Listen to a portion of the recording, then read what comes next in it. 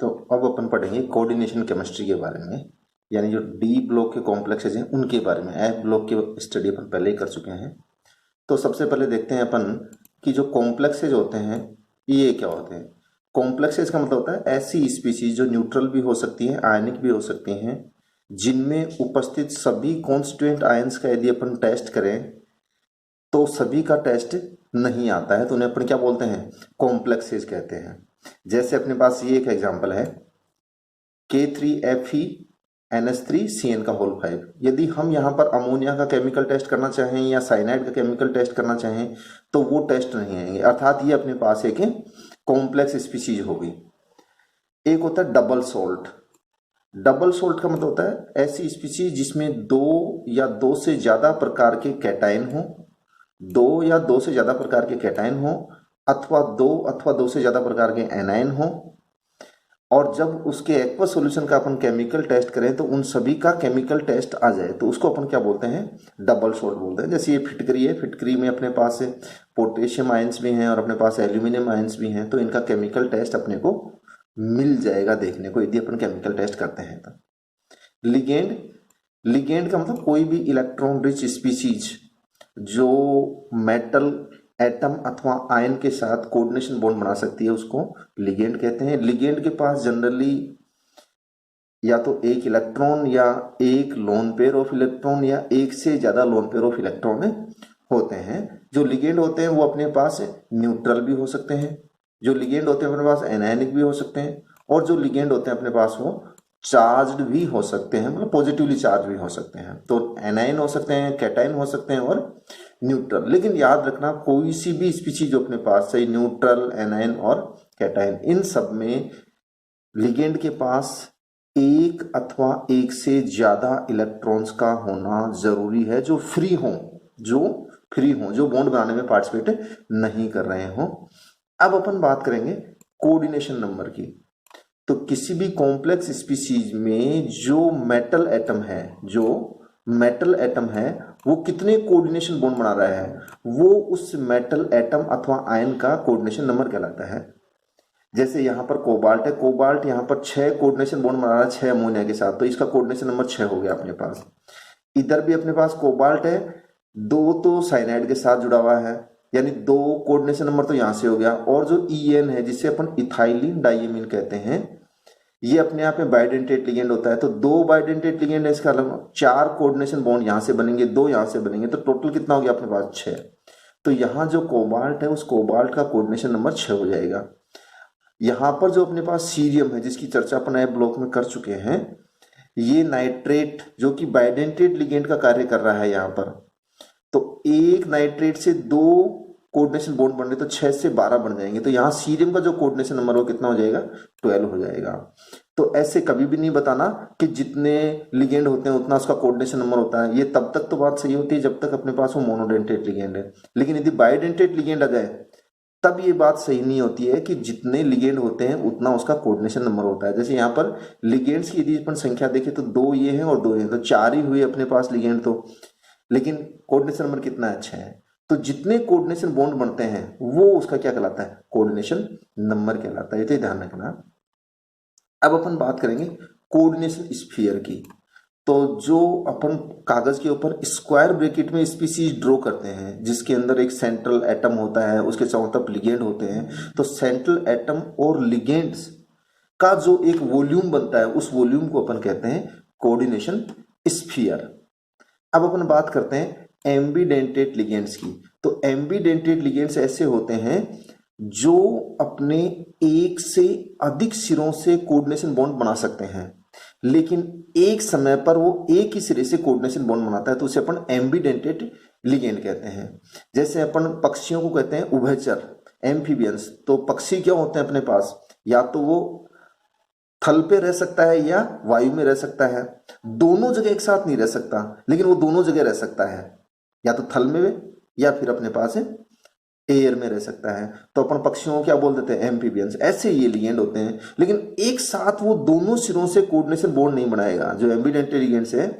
जैसे अपने पास ये नाइट्रेटो और नाइट्रो है, ये जनरली जब नाइट्रोजन से बनाता है इसको नाइट्रेटो बोल देते हैं, और जब अपने पास जब ये ऑक्सीजन से बनाता है तो ये नाइट्रेटो कहलाता है, और जब ये नाइट्रोजन से कोऑर्डिनेशन बॉन्ड बना लेता है तो ये नाइट्रो कहलाता है। इसी तरह से जैसे CN में C से बनाता है तो साइनो, N से बनाता है तो आइसोसाइनो। पर याद रखना कभी ऐसा नहीं है कि कभी इधर से भी कोऑर्डिनेशन बॉन्ड बना रहा है, इधर से भी कोऑर्डिनेशन बॉन्ड बना रहा है।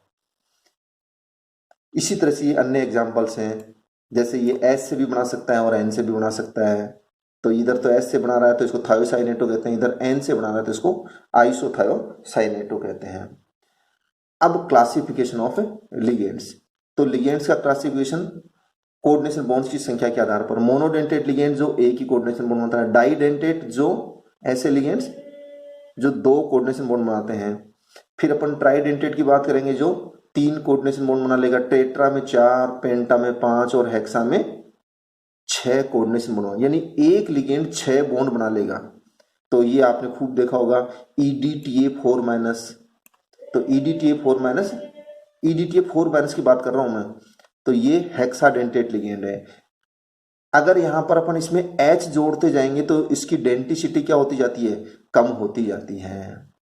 अब ये लिगेंड्स के डायग्राम बना रखे हैं यहाँ पर, जैसे डाई इथाइलिन ट्राईएमीन है तो ये यहाँ से भी कोऑर्डिनेशन बॉन्ड बनाता है, यहाँ से बनाता है और यहाँ से बनाता है, तो ये ट्राइडेंटेट लिगेंड हो गया। इसी तरह से जो टर्पिरिडीन है वो टर्पिरिडीन यहाँ से बनाएगा, यहाँ से बनाएगा, यहाँ से बनाएगा, तो ये क्या हो गया अपने पास ट्राइडेंटेट लिगेंड हो गया। इसी तरह से ये यहाँ से और ये यहाँ से बनाएगा, तो जो एसिटाइल एसिटोनेट है वो किसकी तरह बिहेव करेगा, बाइडेंटेट की तरह।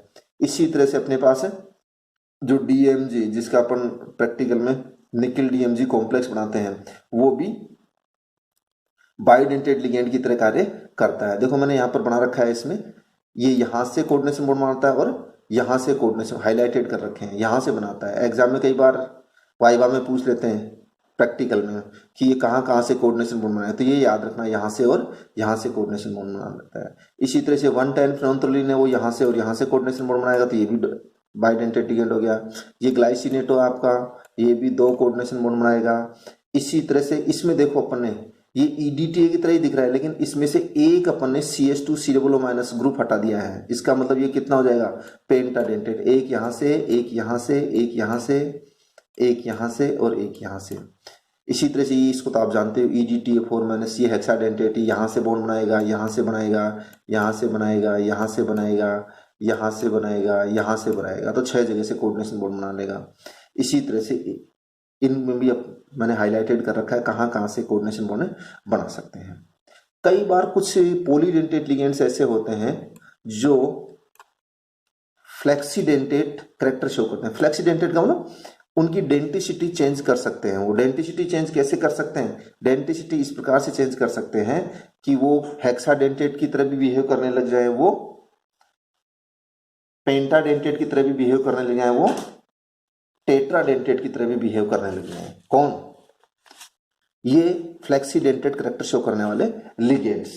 जैसे यहां पर अपन देखते हैं, ये लिख रखा है क्रोमियम का एक कॉम्प्लेक्स दे रखा है और उसमें H मैंने जोड़ दिया। H जोड़ते जो EDTA था अपने पास, याद रखना उसकी डेंटिसिटी 1 कम हो जाएगी, यानी इसमें ये किसकी तरह बिहेव करेगा, पेंटाडेंटेट की तरह।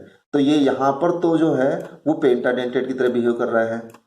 जरा इसकी बात करें अपन, यहां पर भी अपने पास क्या है, ये H जोड़ रखा है मैंने, तो HEDTA आती है, वो याद रखना पेंटाडेंटेट है।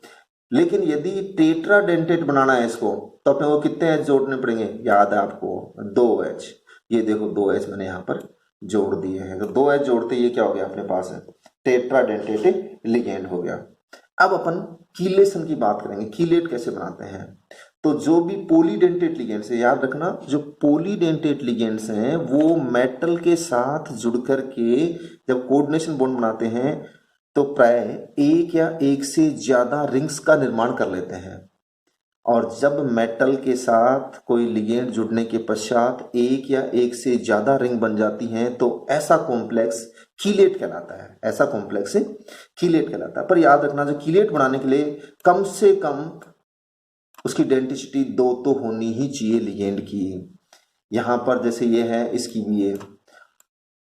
लेकिन याद रखना कि हर कोई लिगेंड जिसमें 2 डोनेशन के सेंट्रोल इलेक्ट्रॉन्स के हैं, तो ऐसा नहीं है कि वो कीलेट की तरह भी वो कीलेट लिगेंड की तरह बिहेव करने लग जाएगा, ये कीलेट लिगेंड की तरह बिहेव नहीं कर पाएगा, क्योंकि यहाँ पर जो अपने पास ये 3 ग्रुप जुड़े हुए हैं, ये तीनों ग्रुप कुछ इस प्रकार से जुड़े हुए हैं, ये तीनों ग्रुप इस प्रकार से जुड़े हुए हैं। अब ये तीनों ग्रुप को यदि जोड़ते हैं, तीनों ग्रुप ऐसे जुड़ने के कारण अब ये जो नाइट्रोजन अपने पास ये वाले, ये दोनों नाइट्रोजन जब किसी मेटल के साथ यूं जुड़ने की कोशिश करते हैं तो इन रिंग्स में तनाव उत्पन्न होता है, इधर जो रिंग्स हैं उनमें तनाव उत्पन्न होता है। ऐसी स्थिति में ये कीलेट लिगेंड की तरह बिहेव नहीं कर पाता है। लेकिन याद रखना है, यदि कहीं पे कीलेट बनता है तो वो सामान्य कॉम्प्लेक्सेस की अपेक्षा ज्यादा स्थायी होता है। ज्यादा स्थायी क्यों होता है? क्योंकि कीलेट वाली स्थिति में अपने को लिगेंड को हटाने के लिए एक से ज्यादा बॉन्ड एक साथ तोड़ने पड़ते हैं, एक से ज्यादा बॉन्ड एक साथ तोड़ने पड़ते हैं जब जाके वो लिगेंड मेटल से हटता है। तो इसके लिए एनर्जी की आवश्यकता ज्यादा पड़ेगी, अर्थात इसकी स्टेबिलिटी बढ़ गई अपने पास। कई बार, हमेशा नहीं, कई बार यदि पाई इलेक्ट्रॉन्स भी होते हैं लिगेंड्स में तो उनमें क्या मिलता है अपने को? डीलोकलाइजेशन देखने को मिल जाता है। और डीलोकलाइजेशन देखने को मिलने का मतलब यह है कि उनमें स्टेबिलिटी क्या हो जाएगी अपने पास? बढ़ जाएगी। अच्छा, इसका अपन एक्सप्लेनेशन कि कीलेट्स ज्यादा स्थायी क्यों होते हैं वो अपन थर्मोडायनेमिक्स के हिसाब से भी दे सकते हैं। थर्मोडायनेमिक्स के हिसाब से इस प्रकार से दे सकते हैं कि जब किसी कीलेट में अपन देखते हैं तो जब कीलेट का फॉर्मेशन होता है तो कीलेट के फॉर्मेशन के दौरान जनरली एंट्रोपी चेंज का मान पॉजिटिव होता है। याद रखना, जब कीलेट का निर्माण होता है तो एंट्रोपी चेंज का मान पॉजिटिव होता है, और एंट्रोपी बढ़ने के कारण क्या होता है? थर्मोडायनेमिक्स के हिसाब से बनने वाला जो प्रोडक्ट वो क्या हो जाएगा? स्थायी हो जाएगा। अब नेक्स्ट वीडियो में अपन वर्नर थ्योरी की चर्चा करेंगे।